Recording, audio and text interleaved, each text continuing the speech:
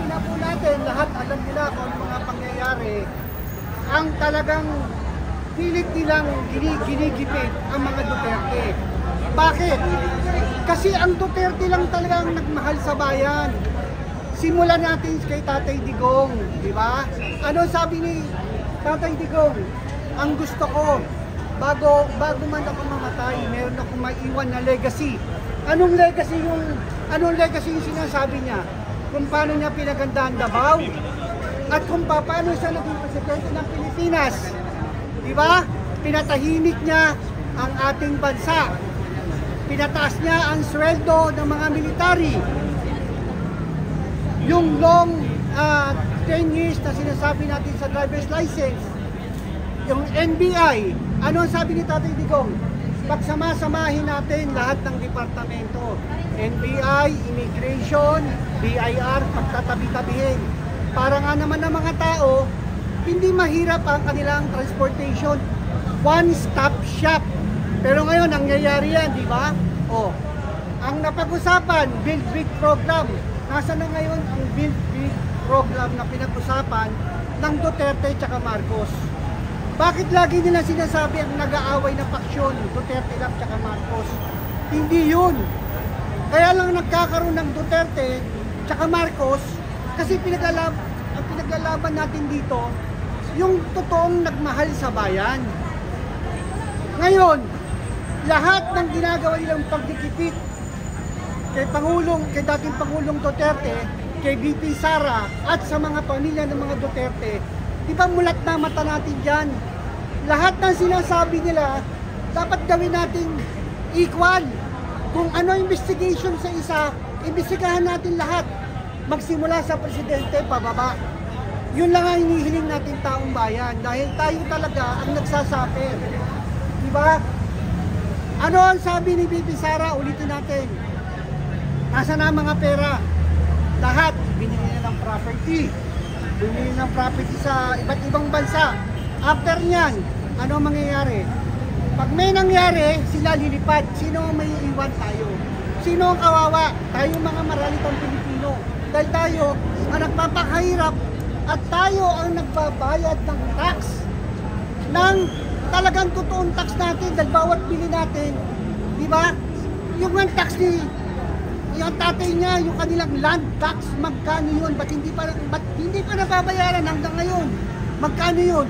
Kung sila talaga ay may pagmamahal sa bayan, ipakita nila sa taong bayan, bayaran nila ang tax, magpa-drug test, per polygraph test si BBM, ipakita nila sa taong bayan na talagang wala siyang tinatago. Kaya nga tayo nandito, dahil pinumulat natin ang bawat Pilipino, lalo na sa mga nanonood, gising na po tayo lahat. Ang kailangan po natin, accountability. Sabihin nila kung nasan ang mga pera, yung maraming issue, PhilHealth, GSIS, DPWH, DOJ, lahat yan merong nakatago. Diba? Katulad na sinasabi ni Yusek Ranke, yung PhilHealth, narinig ko kanina, 600 billion. May nakatagong 200. Ano ang sabi ni Senator Coco Pimentel? Dapat imbestigahan yun dahil may mga nakatagong hidden na after nyan, pag na-release, mawawala na lang bigla yung pera. Tapos sasabihin, inililipat. So ngayon tayo, kaya tayo nandito, pinapakita natin sa taong bayan na kailangan tayong kumilos, kailangan tayong magsama-sama. Dahil itong laban na to, hindi natin to laban. Laban to ng Pilipinas at laban ng mga susunod na henerasyon. Yun po yung pinapaliwanag natin, di ba? Kaya nga lagi natin sinasabi, di ba? Sino ang dapat imbestigahan? Ayaw sumagot. Si VP Sara ba? O si Pangulong Ferdinand Marcos Jr.? Marcos Jr. Nagsasabi. Ngayon, ano ang dapat natin pagtulungan, di ba? Kayo ang nagsasabi ng katotohanan. Kayo talaga ang totoong nagsasabi. Dahil ang mga balita ngayon, puro, di ba? Puro setup lang. Pinipeke nila yung balita. Ngayon, nandito po tayo live. Magsasabi po tayo ng katotohanan na kailangan po tayong magsama-sama para ipakita natin sa taong bayan, ipakita natin sa buong mundo na ang Pilipino ay may pagkakaisa. Yan ang ating pinagdarasal. Patuloy tayong magdasal. Dahil ito lang ang ating pinangahawakan, ang Panginoon Diyos. Dahil pag binigay ng Panginoon Diyos to, sino ang makaano yan? Tayo rin. Tayo rin. Dahil lahat ng pera napupunta lahat sa mga politician, tayo wala.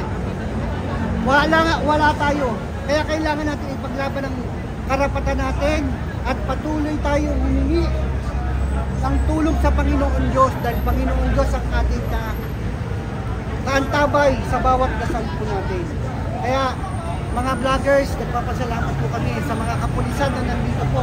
Patuloy po natin ipaglaban ang karapatan natin dahil ito para sa mga susunod na henerasyon. Kaya Marcos, alis dyan! Marcos, alis dyan! Marcos, alis dyan! Salamat ako sa inyo. Ang topic ko ngayon ay masaya ako dahil ang INC ay nagsiklara na magkakaroon sila ng rally. Ang frustration ko ay how many religious denomination are there in the Philippines? Ang INC lang ba ang nakakaalam na ang corruption sa Kongreso ay todo-todo? INC lang ba ang nakaalam na tayo ay ninakawan ng 25 tons of food? INC lang ba ang nakakaalam na ang PhilHealth, ang GSIS, ang SSS ay ninanakaw ng ating pangad na presidente? How many more religious leaders come and join the INC? Sino ang sinusunod nyo? The will of God or the will of the Allah? Or the will of the devils residing in Malacanang? Gumisik na tayo bawat Pilipino. We only have one country. Isa lang ang bansa natin. Kailan pa tayo nanakawan muli? Marcos noon magnanakaw, ngayon mas magnanakaw ang Marcos ngayon. Ako pangkaraniwan tao lang ako. Paglabas ko sa daan, makakakita ko ng kwento ko lang sa iyo. Isang nagtutulak ng kariton. Kasama ang pamilya. Minsan tinanong ko siya, saan kayo nakatira? Tinuro niya sa akin may kariton. Mahina daw. Oo. Ano lang. Turn on. Minsan naglalakad ako sa kalsada. May nakisa akong isang pamilya. Nagkakarito, nagkakalakad. Tinanong ko yung ama. Sabi ko, saan ka nakatira? Tinuro niya sa akin yung kariton. Kasi nasa harapan siya na ng overcourt eh. Kasi sabi niya sa akin, kaya sila nasa overcourt, yung kanilang age, maniligo, ay nagpapaalam sila doon sa nakasign doon sa overcourt. Samantalang itong tao na ito, sabihin na natin, na kumikita ng 170 pesos sa isang araw, nangangalakal siya. Yung 70 pesos, pamimili doon sa labas. Yung 100, ipapasok niya sa isang tindahan na may resibo. Ang isang resibo sa tindahan, may VAT po yan. Magkano ang VAT ng 100 pesos? 12 pesos. I-multiply mo yan sa 365. It is almost 4,300 pesos. Itong pera ng to ng isang mama na walang nabubuhay sa kariton, nanakawin pa sa Kongreso, nanakawin pa sa Senado. Wala pa kayong awa dyan? Kaya gaganda ng mga damit nyo, nakasignature pa kayo. Ang relo nyo mahirap bigkasin dahil masyadong mahal. Nasaan ang iyong mga puso? Nasaan ang iyong mga kaluluwa? Itong mamang ito na walang bahay, na nangako ng ating presidente na 1 million houses na kanyang ipagagawa bago siya mahalan. Nasaan na ngayon yun? Ni 300,000 ata, wala pa. Sino ang kanyang contractor sa nagagawa ng housing nito? Mga kapwa ko Pilipino, magising na po tayo. Wala na tayong pera after 3 more years. Pag si Marcos pa ang naging presidente natin hanggang matapos sa 2028. Wala na po tayong pera. May mga religious leaders, pasensya na po kayo. It's about time na sundin natin kung ano ang totoo. Alam niyo naman, malinong-malinaw ang presidente natin. Saan pa kayo papanig? The will of God or the will of the devils residing in Malacanang Palace. Yun lang po ako. Tandaan niyo muli, Goliath was defeated by David because God prepared David. Yun lang po. And I know we will win this. It's only a matter of days. Natatandaan ko nung nasa EDSA kami. Kakaunti kami. Merong kasabihan sa scriptures, from small thing comes which is great. Kakaunti tayo, kakaunti ang nagsasalita na katulad to. When INC came out, it will be another Guinness Book of Record. Noong nakaraang rally na INC ay Guinness Book of Record. More than 1.5 million. Siguro naman, in 2 million people coming out from their houses, matatauhan na si Bongbong Marcos. Bongbong Marcos, isa ka lang. We are 120 million Filipinos.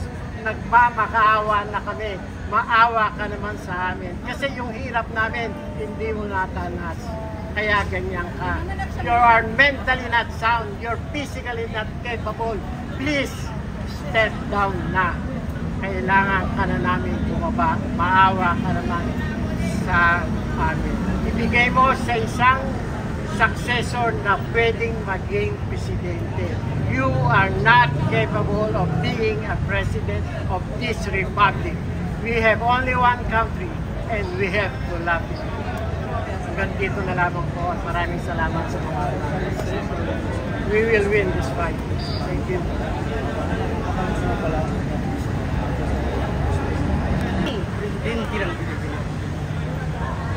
Mananalangin po ako, Tatay Digong. Mananalangin ako sa Allah. Matapos sa itong mga problema na to. Dahil naghihirap na din kami. Hindi po kayo lang naghihirap. Karami niyo po kami. Hanggang sa muli. Bismillahirrahmanirrahim. Alhamdulillahi Rabbil Alamin. Ar-Rahmanirrahim. Maliki Yawmiddin. Iyaka na'budu wa iyaka nasta'in. Ihdinas siratal mustaqim. Siratal ladzina an'amta 'alaihim ghairil maghdubi 'alaihim waladdallin. Ya Allah, alamin mo ang aming panalangin sa iyo. Wala ka ba sa akin nasabi ng lahat? Go, go lang tayo! Maraming salamat po. Saan taga-saan mo kayo, sir? Taga Maguindanao. Ano yung sektor niyo, sir? Ano sir? Sumusuporta lang po ako. We are the sovereign Wala, Filipino pumupunta po ako rito na walang kapalit. Sir, tanong ko lang, sir. Bakit kayo We are the nagsasakripisyo para kay Vice sovereign President Sara at kay PRRD? imploring Hindi lang sa kababayan namin, nagustuhan namin talaga ang kanyang mga ginawa. Yun lang po masabi. Pwede ka magbigay, sir, ng mga magandang ginawa ni VP Sara o ni PRRD? Kasi sinasabi lagi ng mga trolls, wala daw ginawa si PRRD. Isa na rin po ang mga pamilya ko, mga pamangkin ko na nakatapos ng pag-aaral dahil in-scholar rin. Yun. Wala lang ako masabi. Salamat, sir. Okay. Sige, sir. Wala lang ako masabi, nasabi ng lahat. Salamat, sir. Shukran.